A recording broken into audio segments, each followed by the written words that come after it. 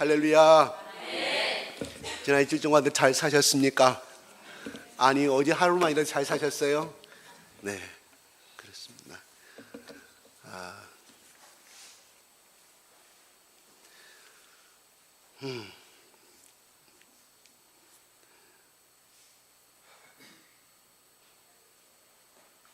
예수님께서 누가복음 저자가 기록할 때 예수께서 1절에 보면 예수께서 행하시며 가르치기를 시작하신부터 성령으로 명하시고 승천하실 날까지의 일을 기록하였노라. 이게 이제 누가복음의 1장부터 24장까지 나온 내용을 함축해서 기록한 거예요.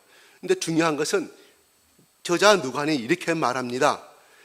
예수께서 행하셨다고 말씀합니다. 그 다음에 두 번째는 가르치기를 시작하셨다고 말씀합니다. 세 번째는 성령으로 명하시고라고 말씀하고 있습니다. 결과적으로 예수님이 이 땅에서 하늘로 승천하시기 전까지의 하신 일은 딱 세 가지로 누가는 정의하고 있다는 거예요. 행하시고, 가르치시고, 성령으로 명하시고, 그 마지막 말은 승천하신 날까지의 그 마지막까지 하신 일을 예수님이 세 가지의 일에 대해서 누가는 기록하고 있습니다. 여기서 행하셨다는 것은 실제적으로 자기의 입으로 나오는 말과 언행이 일치되었다는 거예요. 그 일치라는 것은 사람들이 보기에 일치된 것이 아니라 하나님 보시기에 일치된 거예요. 아니, 그 말이 무슨 말입니까? 하나님 보시기에도 일치됐다고 하면 인간이 보기에도 일치돼야 되지 않습니까? 아닙니다.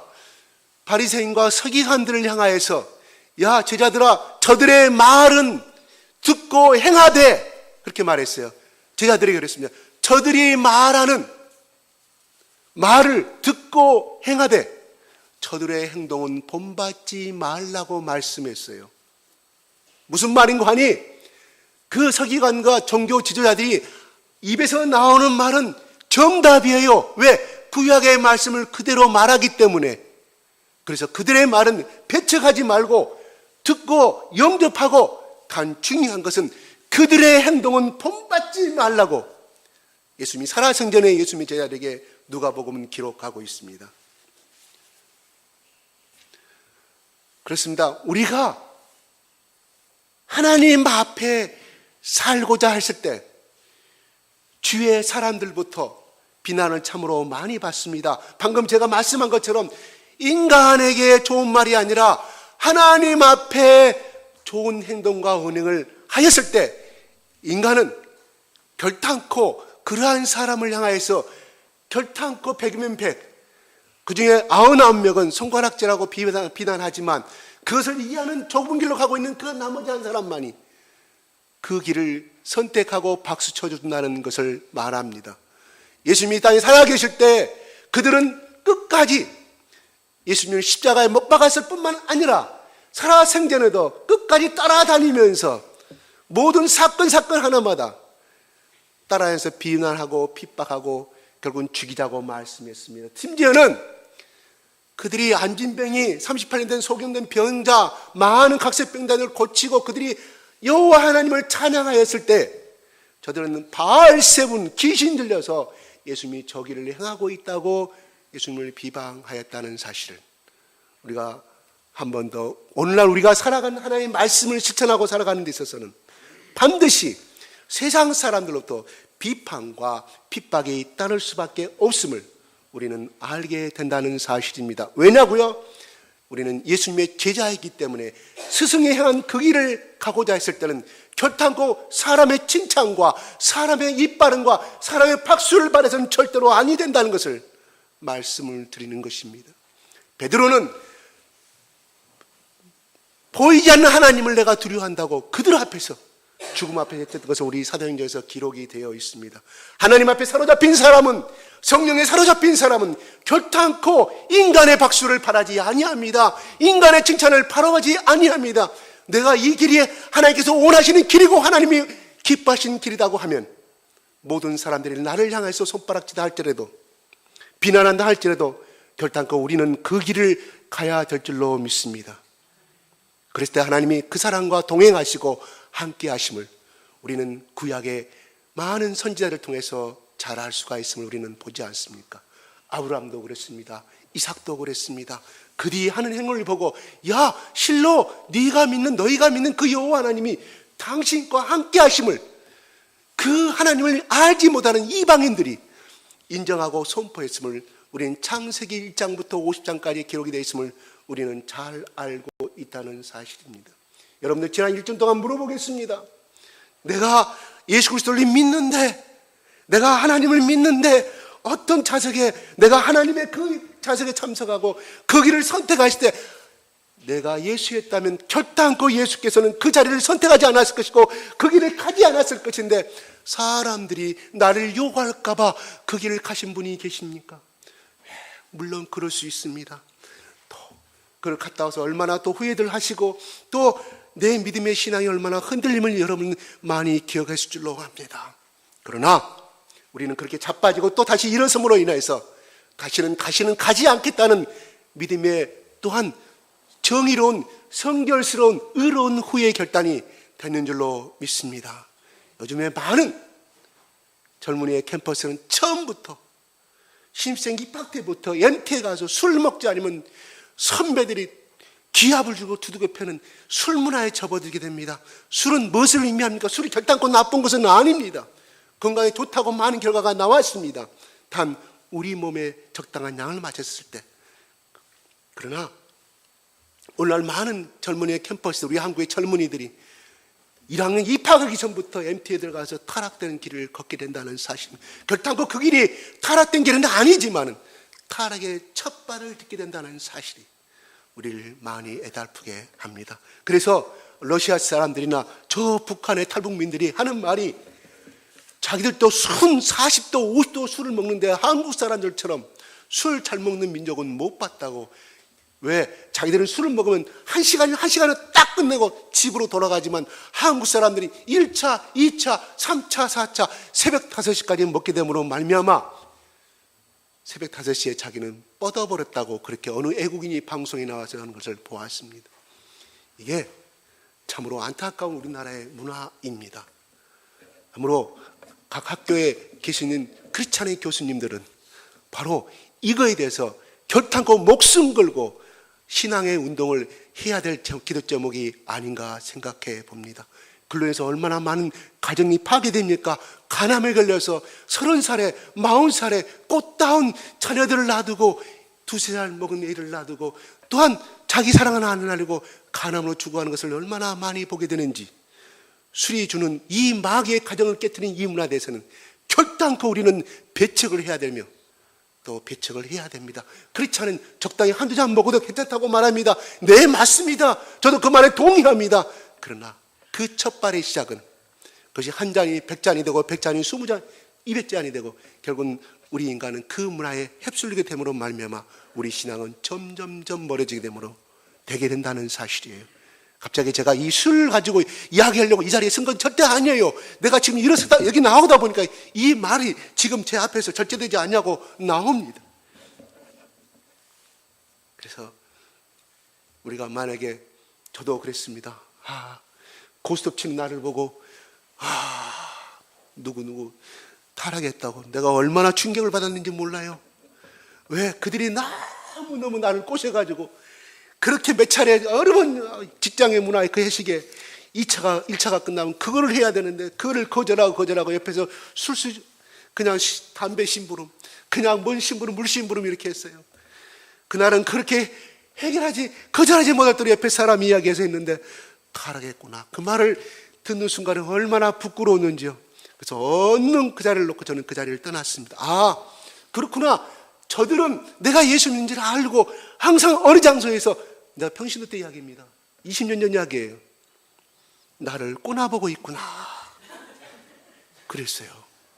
그 뒤로 그 사람이 얼마나 고마운지. 근데 그 사람이 암에 걸렸어요. 피부암에 걸렸어요. 죽어간다고 회사 휴업했다고 그래서 제가 전화를 해줘서 그 사람 그때 당시 나한테 좋은 말 해줬잖아요. 불교 신자예요. 얼마나 힘드시냐고, 또 제가 회사에 찾아가서 그 사람 손을 잡고 예수 믿으면 당신의 병은 나을 수가 있는데, 내가 해줄 수 있는 것은, 당신에게 해줄 수 있는 것은 치료비 몇십만 원, 몇백만 원이 아니라 내가 해줄 수 있는 것은 바로 매덕보다 더 귀한 예수 그리스도의 보혈의 생명만이 당신의 생명을 살릴 수가 있으며, 더 오래된 삶을, 건강한 삶으로 인하여서 당신의 자녀들이 시집가고 또 장가가서 증손자를 낳을 때까지 당신의 생명은 장수할 수가 있습니다. 제가 마지막으로 그 사람에게 해준 말입니다. 아직도 그분 살아있어요. 건강하게 살아있습니다. 회복이 되고. 근데 아직 예수를 안 믿었다고 그래요. 예, 아무튼 그분이 언젠가 예수 믿어야 되겠죠. 예, 그렇습니다. 예수님은 먼저 행하시고 가르쳤다. 아, 제가 이 말을 한 것이 그렇구나. 예수 그리스도 믿는 사람은요, 예수 믿는 사람은요, 행함에 본이 티난다는 거예요. 나는 그 사람에게 전전에 예수 믿으라고 말 한마디 한 적이 없어요. 근데 내가 예수 믿는 줄 알고 그렇게 그 말을, 정말 점잖은 사람이에요. 평소에 말이 없던 사람인데 나를 그렇게 말하더라는 거예요. 그 한 잔이 그 사람에게는 타락된 사람으로 올바른 신앙이 아닌 걸로 판정을 했다는 사실이죠. 그러므로 오늘날 우리가 좁은 길을 가고 있는 우리들이 어떻게 행동해야 되며, 또한 공적인 장소나 사적인 장소에서 어떤 일을, 어떤 언어를 해야 될지 여러분이 잘 판단할 줄로 압니다. 예수님께서 말합니다. 성령으로 명했다고 말합니다. 누구에게? 사도들에게 성령으로 명하시고 말씀합니다. 이 말이 무슨 뜻일까요? 예수님은 누가복음에 나온 말씀처럼 누가복음 4장 1절에 우리가 잘 아는 광야에서 40일간의 시험을 받으실 때, 누구에게? 사단에게 받으실 때 뭐라고 기록하고 있어요? 성령에게 이끌리시오라고 합니다. 성령에게 이끌리시오. 성령에게 인도됐다고 합니다. 뭔 말이에요? 예수님이 그 40일 동안에 아무것도 안 먹고, 우리가 40일간 금식하는 인간은 다 물을 마십니다. 근데 예수님은 사막에서 물 나오지 아니한 곳에서 한 방울도 마시지 아니한 상태에서 3가지의 사단의 시험을 받을 때 이기셨습니다. 뭘 이기셨어요? 성령께서 주시는 힘으로 이겼다는 이 말이에요. 성령에 이끌리셔. 성령께서 도와주시지 아니하시면 예수님도 뭔 말이에요? 질 수밖에 없었던 것을 우리는 말합니다. 우리가 창세기 1장 2절에 땅은 혼돈과 흑암에 깊이 있는데 하나님의 신이 운행하였다고 성경의 1장 2절은 기록하고, 창세기 1장 2절은 기록하고 있어요. 그 다음에 하나님이 가라사대 빛이 있으라고 말씀했습니다. 하나님의 말씀이 선포하시기 전에 하나님의 신, 하나님의 영이, 성령께서 운행하고 있었음을 우리는 분명히 알아야 한다는 것을 말씀해 주고 있다는 것입니다. 그러므로 예수님이 이 땅에 살아계실 때, 사역을 시작할 때부터 성령께서 주시는 말씀, 또한 하늘에서 세례를 받으시고 성령의 비둘기같이 내려오심을 보고 사랑하는 내 아들이라고 요한복음 1장 29절, 30절에 기록이 되고 있지 않습니까? 뭔 말이에요? 예수님은 이 땅에서 사역하실 때 결코 자신의 힘으로 이 땅에 사역을 하신 것이 아니라 성부와 성령과 또 자신의 성자 예수로서 삼위일체돼서 하나님께서 원하신 이 땅에 하나님의 복음이 전파되는 그 역사를 그 두 분의 힘에 의지해서 하였음을 우리에게 가르쳐 주고 있습니다. 그래서 우리는 성삼위일체라고 우리는 말씀하고 있습니다. 우리가 누구든지 다 인간은 선과 악이 존재한다고 말합니다. 그래요. 사도 바울도 내가 원하는 선을 행하지 아니하고 내가 육체의 힘에 치여서 악을 행하려다 오라 나는 공고한 사람이다. 이 사망에서 누가 나를 건져내라고 말씀했습니다. 그는 모세오경, 토라오경을 다 읽던 사람이고 미수라와 탈무드를 다 외워버렸던 사람입니다. 그 당시에 우리나라보다 더 좋은 S대학보다 더 좋은 대학을 나온 사람이에요. 최고의 학문을 나온 사람이에요. 다 암기를 했고 그 말씀 속에서 다니엘처럼 하루에 3번씩 기도했던 사람이고, 그는 율법을 머릿속에, 이 머리 앞에 팔뚝에 여기에 양쪽으로 제매고 다니면서 수시로 외웠고 그 마음속에는 항상 24시간 모세오경이 존재했던 사람입니다. 그런 사람이 고백합니다. 내가 원하는 선을 행하지 아니하고 내가 악해져서 죄를 행한다고 말씀했을 때 우리는 그 바울이 사울이기 전에 사울이 했을 때처럼 우리는 그렇게 100분의 1도 못 따라갑니다. 1000분의 1도 못 따라갑니다. 우리가 예수 믿고 나서도 그 사람이 과거에 하나님 앞에 얼마나 말씀을 사모했고 하나님을 얼마나 뜨겁게 사랑했으면 그는 다른 사람들이 다 유대인들이 예수 그리스도를 믿는 제자들을 핍박하러 잡으러 간 거 아니에요. 하나님을 특별히 사랑하는 뜻심 있는 사람들만이 말 타고 잡으러 갔던 사람이에요. 대제사장이 사울에게 명령합니다. 야, 저 다마스커스 가면 예수의 제자들이 있으니 잡아갖고 오너라고. 그건 뭐예요? 죽이고자 한 거예요. 그냥 잡아서 체포하는 것이 아니라 죽이고자. 왜? 그들은 이란이기 때문에 하나님의 다른 신을 믿는 자는 돌로 쳐 죽이라고 성경 말씀에 되어있기 때문에 그는 그렇게 적당히 율법을 알고 적당히 하나님을 사랑했던 사람은 그 짓을 못해요.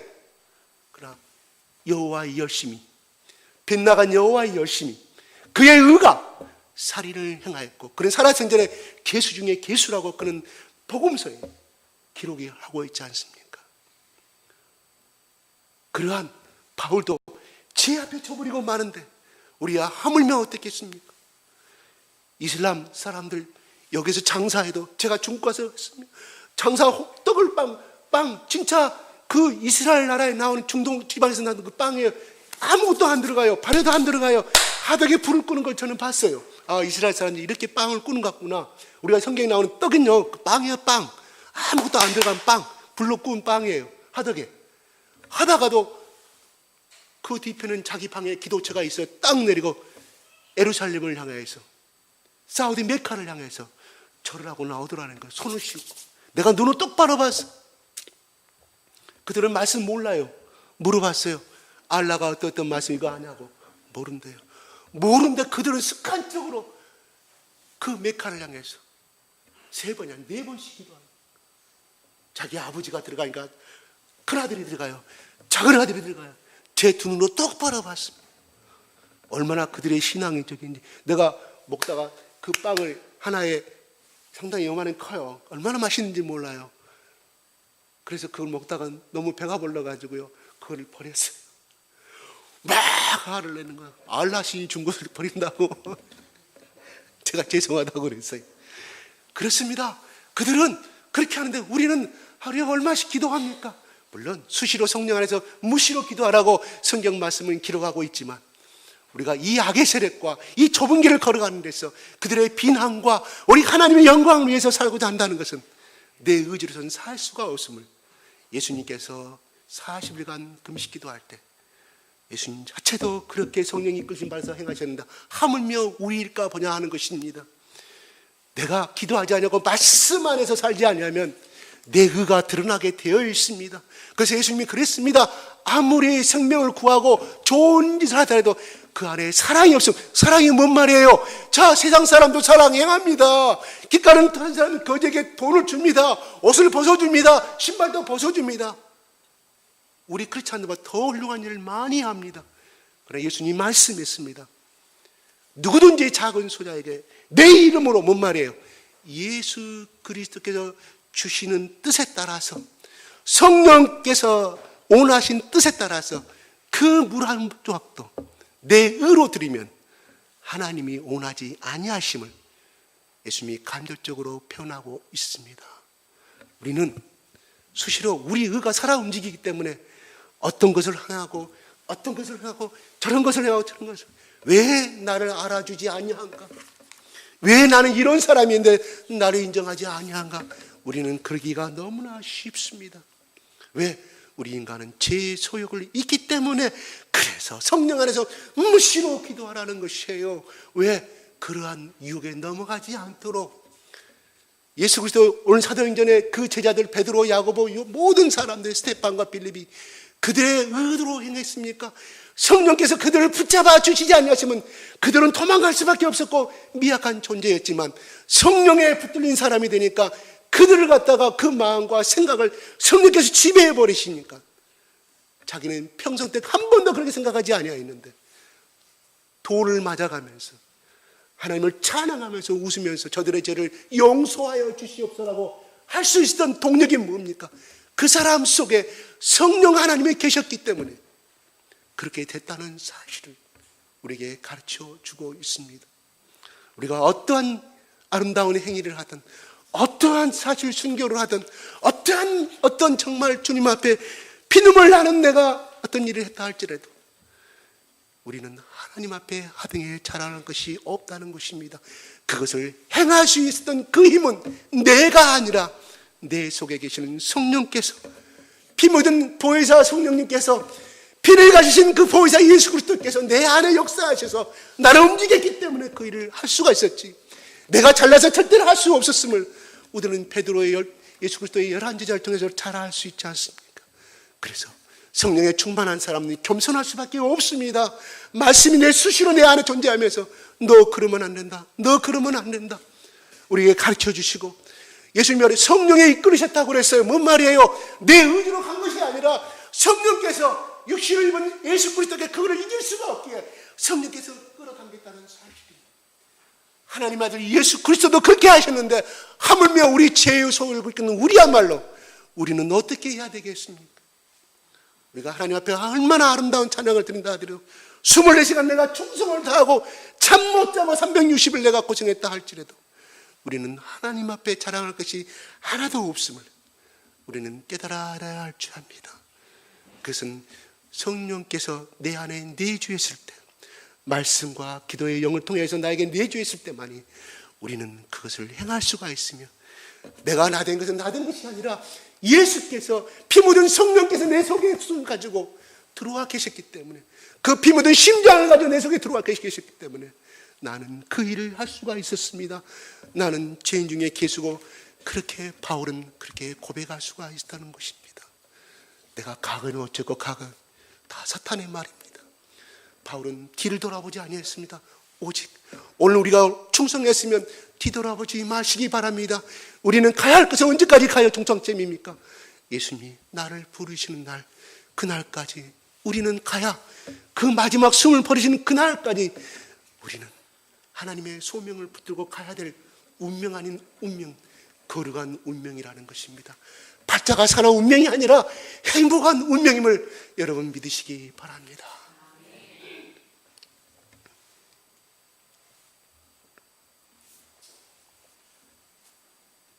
예수님은 자기 살아생전에 성령으로 말씀하셨고, 성령의 힘을, 그래서 너희가 오늘 말씀처럼 이 성령이 임하시기 전까지는 결코 예루살렘을 떠나지 말라고 말씀했습니다. 왜?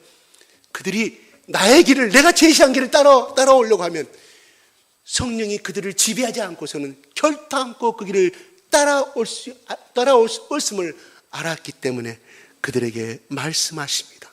4절에 아버지께서 약속하신 것을 기다리라고 말씀하신 것이 바로 보혜사 성령님이십니다. 여러분, 예수님께서 요한복음에 내가 처소를 예비하라고 가노라고 그랬죠.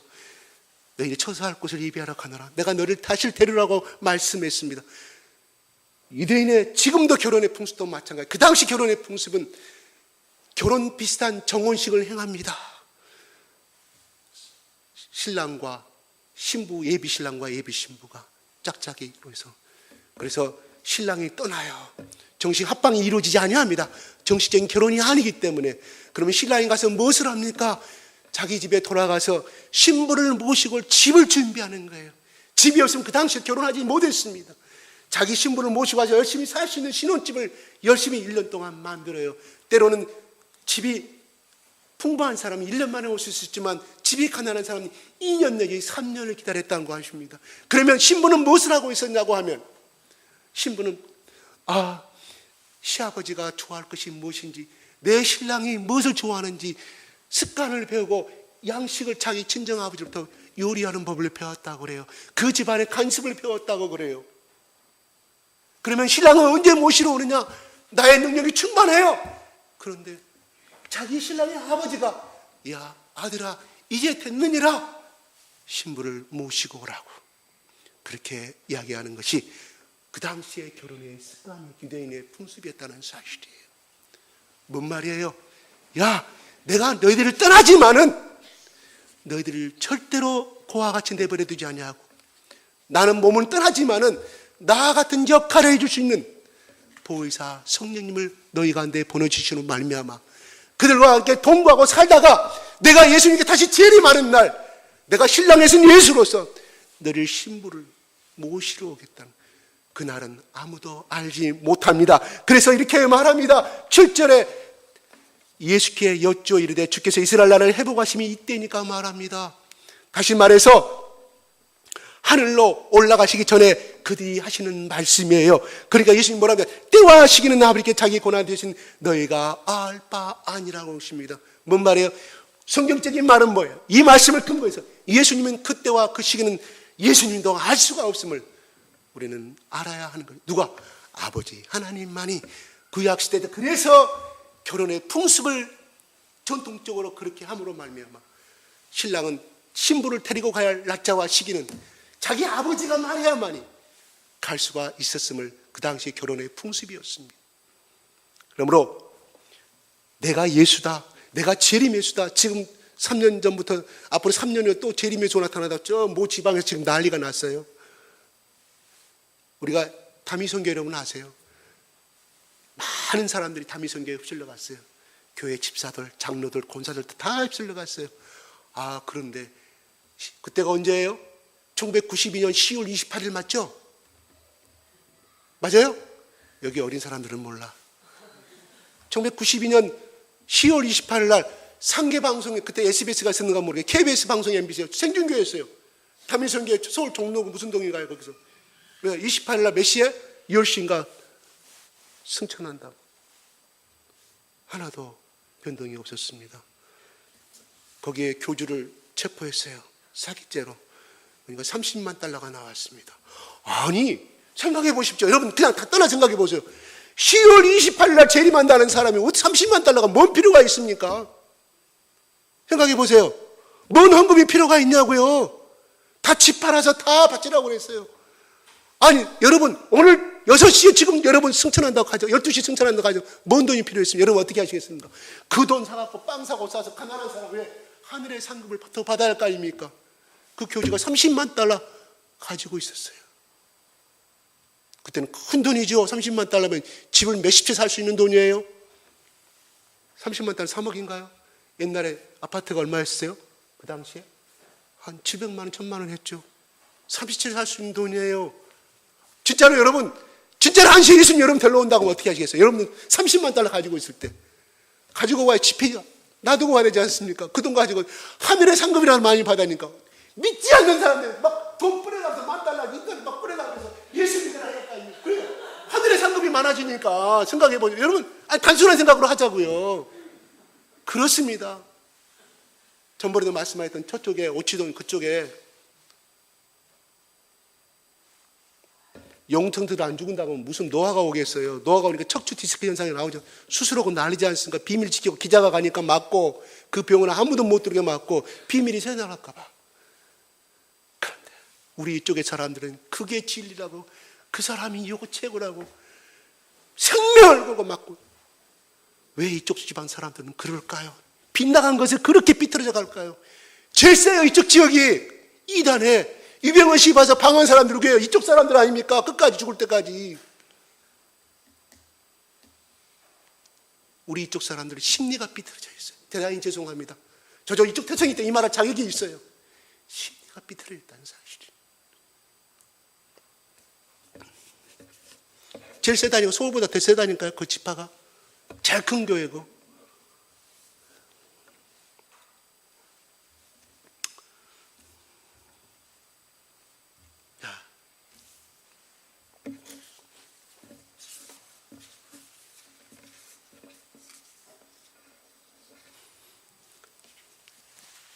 예수님의 제자들이 성령의 권능을 받고, 권능이라는 뭔 말이에요? 최권능, 최도웅. 예, 권능 이름 좋습니다. 그 권능의 언어의 뜻은 그냥 다이나마이트라 생각합니다. 다이나마이트. 저 하순 터널 찍고 뭐 터널 찍고 다 다이나마이트 터뜨리지 않습니까? 그거 없으면 오늘날 터널 절대 아무도 깨뜨릴 수가 없잖아요. 다이나마이트. 그 폭발력을 생각하시면 된다는 사실이에요. 그 다이나마이트 터뜨린 그 사람은 그냥 일당 인부 받고 와서 그 심지에 붙이고 하잖아요. 바위 하나 깨뜨릴 수가 없어요. 근데 거기에 터지는 다이너마이트는 엄청난 폭발력을 가지고 하나씩 바위가 우르르 무너진 걸 여러분 봤을 것입니다. 예수 그리스도의 성령이 우리 마음 가운데 임하면 나 하나 감당할 수가 없지만, 그러나 그 성령이 나를 지배하고 내 속에서 내 손을 이용해서 내 입을 통하여서 내 혀를 성령께서 주장하시니까 그들이 어찌할꼬 회개하고 접어가는 역사가 4,000명 5,000명의 역사가 우리는 3장 4장에서 배우게 될 것입니다. 그렇다고 우리의 힘과 의지로는 살인할 수밖에 없고 우리는 남을 헌납할 수밖에 없는 정말 존재입니다. 그러나 성령이 나를 지배하면 우리는 그 길을 갈 수 있음을 우리는 믿으시기 바랍니다.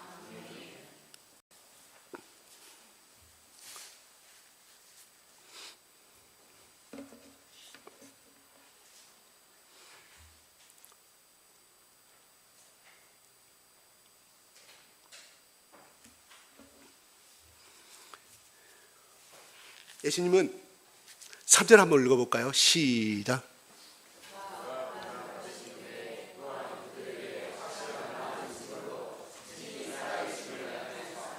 예.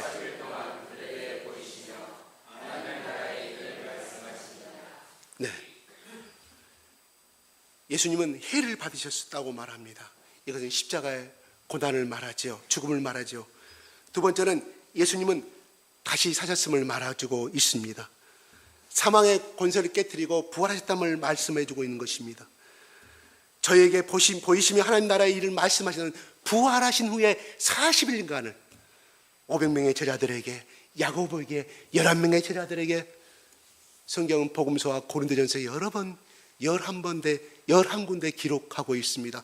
11군데라는 것은 11명만이 아니라 그걸 본 사람이 수백 명이, 수천 명이 넘는다는 것을 가르쳐 주고 있습니다. 그래서 나타나서 뭐냐면 하나님 나라의 일을 말씀하셨다고 말합니다. 예수님은 확실한 많은 증거로 자기의 친히 사심을 나타내셨음을 우리는 압니다.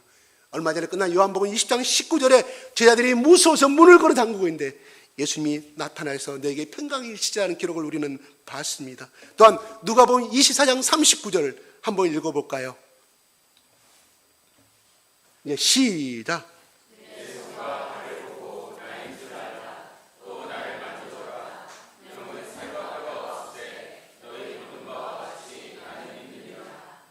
예, 누가복음 24장 41절 43절 한번 볼까요? 시작.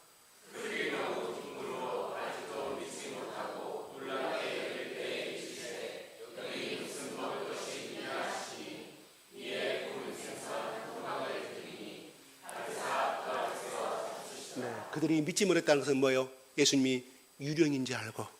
그래서 요한복음 21장 12절 그랬죠. 새벽에 그들을 향하여서 너희가 고기가 있느냐? 그들이 해변가로 부르셔서 너희가 그러면서 와서 조반을 먹으라 하시니 저희들이 주신 줄 알고 당신이 누구냐 감히 묻는 자가 없다라고 그들이 본 앞에서 예수님도 조반을 먹었습니다. 유령은 뭐예요? 귀신은 뭐예요? 못 먹지요. 절대 못 먹어요. 예수님은 그들 앞에 내가 살아계심을 실질적으로 보여주셨고 먹으셨고 또한 만지라고 말씀했음을 우리는 압니다. 여러분, 복음의 핵심이란 무엇일까요? 바로 예수께서 나를 대신하여서 십자가 위에서 고난당하신 사건이 복음의 핵심이라는 것입니다. 로마서 6장 23절에 이렇게 바울은 말합니다. 죄의 대가는 사망이라고 정하셨습니다. 그 법은 절대로 하나님이 정하신 법이기 때문에 어느 누구도 피조물이 바꿀 수 없음을 가르쳐 주고 있습니다. 그래서 예수께서 우리의 죄값을 대신 지불하시고 십자가에서 대신 죽으심으로 말미암아 하나님의 사랑의 법을 이루신 것입니다. 그래서 예수님이 요한복음 11장 25절 26절에 이렇게 말합니다. 나는 부활이요 생명이니 나를 믿는 자는 죽어도 살겠고 무릇 살아서 나를 믿는 자는 영원히 죽지 아니하리니 이것을 여러분들이 믿습니까? 아멘. 소리가 적어요. 같이 읽고 아멘 합시다. 시작.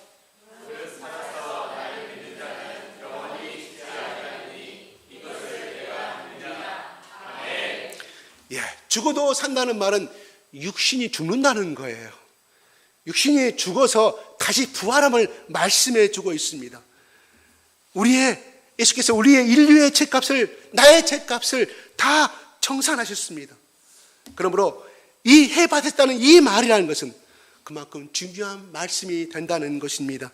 예수님이 하나님의 아들이신데 나의 죄를 대신해서 죽으심으로 말미암아 나의 죄값은 청산된 것으로 끝난 것이 아니라 예수님이 다시 그 죽음의 사망의 권세를 이기시는 말미암아 나도 예수님처럼 부활의 생명의 권세를, 부활의 열매를 누릴 수 있음을 말씀해 주고 있다는 것입니다. 그래서 본문은 확실한 많은 증거로 친히 사심을 나타내셨다고 말씀합니다. 그래요. 많은 것을 그들에게, 만약에 예수님이 부활하신 다음에 그 무덤에서 3일 만에 부활하신 다음에 하늘로 승천하셨다고 하면 예수님의 제자들이 과연 믿을 수 있었을까요? 그렇게 예수님이 부활하신 다음에 그것을 보여주신 이유가 무엇일까요? 그들에게 내가 살아생전에 말했던 말이, 내가 모든 말이 처음과 끝과 알파 오메가라서 내가 모든 말이 진실임을 너희들 앞에 보여주시고 그들에게 믿음을 심어주기 위한 것이었음을 우리는 잘 알 수 있습니다.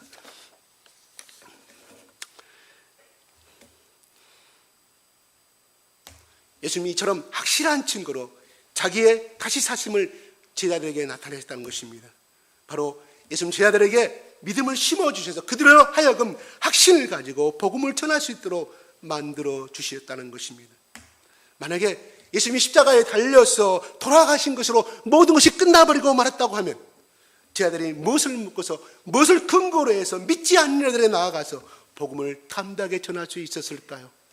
도마는 인도에 가서 복음을 증가하고 기도하고 있어서 뒤에서 창으로 찔러 죽였대. 어떤 제자는 살아있는 그 자체로 머리끝부터 발끝까지 사람의 피부를 싹 하나씩 얇은 칼로 긁어내면서 그렇게 고통 가운데 가죽을 벗겨내고 그렇게 죽이셨다는 말입니다. 그들은 죽으면서까지 마지막까지 예수님이 저들의 죄를 용서하여 주시옵소서 그 죽음 앞에 담대하셨던 이유가 무엇일까요? 바로 부활하신 예수를 만났기 때문입니다. 그 앞에서 하늘로 승천하기 위해서 눈으로 봤기 때문입니다. 그래서 그것이 사실임을 보혜사 성령이 그들 가운데에서 확신을 시켜줬기 때문에 그들은 그 길을 갈 수가 있었음을 알 수가 있습니다. 6절에 보면은 그들이 모였을 때 예수께 여쭈어 이르되 주께서 이스라엘 나라를 회복하심이 이때니까 말합니다. 보혜사 성령님이 오면은 너희 권능을 받고 이스라엘 나라를 회복할 때가 이때입니다가 말합니다. 이것은 무엇을 의미할까요? 예수님이 승천하신 바로 그 당일에도 오순절날에 승천하시잖아요. 그 당일에도 예수의 제자는, 예수 그리스도의 제자들은 무엇을 하고 있었어요? 이 나라 이 땅에 로마의 이 압제에서 벗어난 그들을 꿈꾸고 있음을 말해주고 있습니다. 제자들이 꿈꾸는 것과 예수님이 꿈꾸는 세상은 분명히 달랐습니다. 적어도 성령 받기 전까지는. 그들의 꿈은 뭐예요?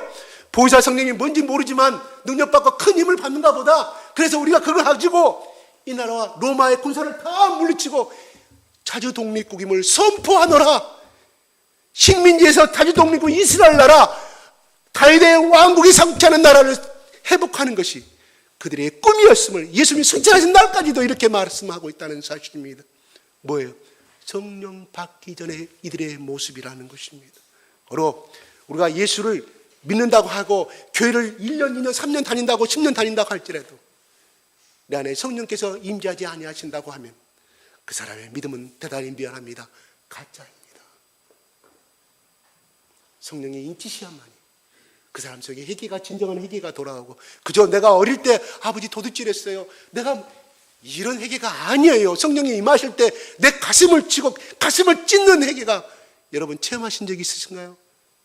연민의 정에서 울 수 있어요. 그 정 말고요, 성령이 임하실 때 회개는요, 그 회개가 아니에요. 가슴을 치고 오는 회개가 나도 모르게 가슴을 치고 내 손이 그렇게 가는 거예요. 저는 그전에 회개 많이 했어요. 그것을 나는 회개했다고 생각해요.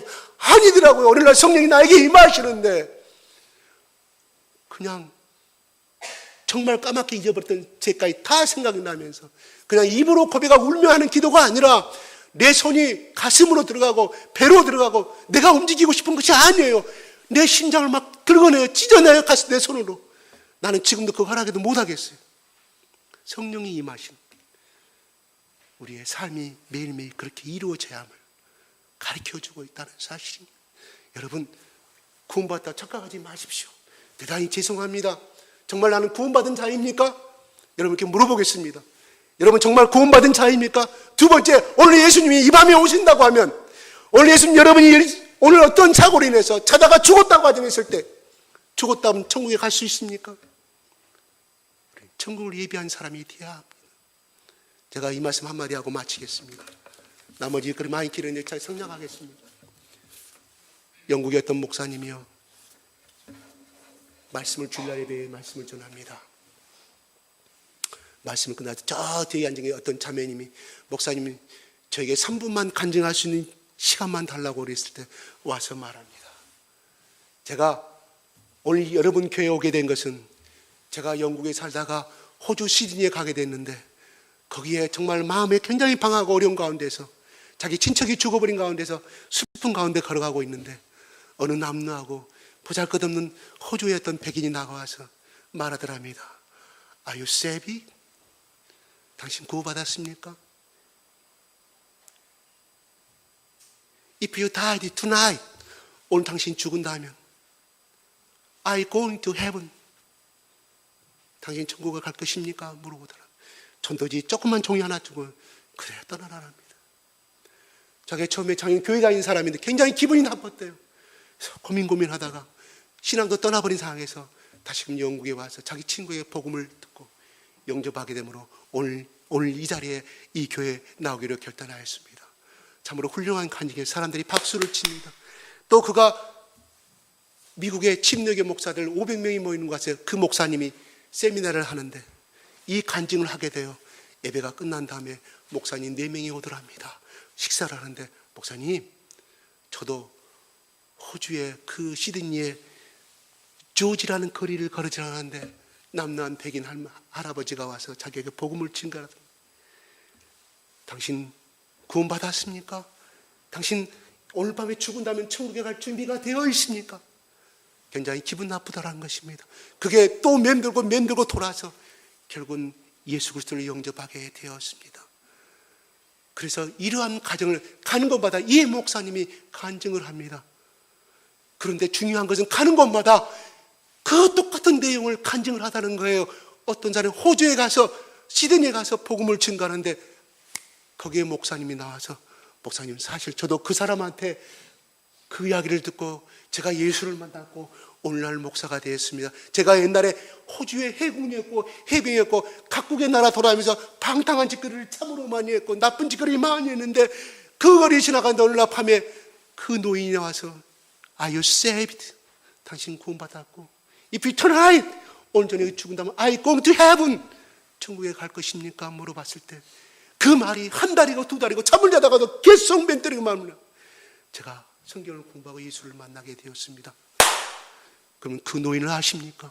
아마 지금은 그분이 40년간 이런 것을 하게 되는데 지금은 나이가 들어서 고동을 하지 못하니 있을지 모르겠습니다. 그래서 이 목사님이 그분을 안내줘서 그분을 만나게 됩니다. 눈은 멀었고 다 시려져간 쇠약된 몸으로 걸어 들어옵니다.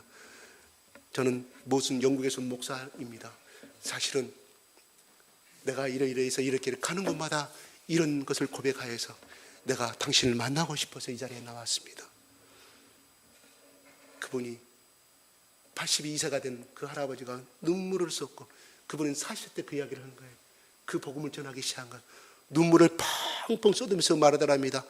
하나님 아버지 감사합니다. 예수님 감사합니다. 내가 40년 동안 비가 오나 눈이 오나 내가 매일 하나님과 결단하기를 10명씩 내가 복음을 증거하고 그랬는데, 그날은 너무 춥고 할 때는 내가 8명께 못 전한 그 다음 날은 12명을 증거했고 40년을 계산하니까 14만 6,100명이랍니다. 근데 중요한 것은 내가 이런 많은 사람들을 복음을 증거했지만 내가 전한 복음 때문에 예수를 믿었고 회개했다는 말을 한 번도 듣지 못하였는데, 내가 하나님의 종 당신을 통하여서 목사님들이 이 소식을 들으니 얼마나 가슴이 좋은지 모르겠습니다. 눈물을 펑펑 쏟는 하나님, 이 보잘것없는 이 자그마한 입술이 많은 사람들을 회개시키고 놀라운 역사를 이루셨다고 하나님 감사합니다. 내 살아생전에 이것을 듣게 하시니 하나님 감사합니다 하고 2주 만에 그분은 하나님 부르시는 소천의 길을 떠났습니다. 그는 비록 오늘날 잘 나가는 트럼프나 오바마 같은 인물은 아닐지도 모르겠다. 세상 사람들은 오바마, 트럼프를 기억할지 모르지만, 세상 사람 이 사람을 한 사람도 기억하지 못했지만, 그는 하나님 나라에서는 지금도 영웅이 되어서 사도 베드로처럼 모세와 붙지않은 그러한 행복한 삶을 지금도 걷고 있을 줄로 믿습니다. 기도하겠습니다.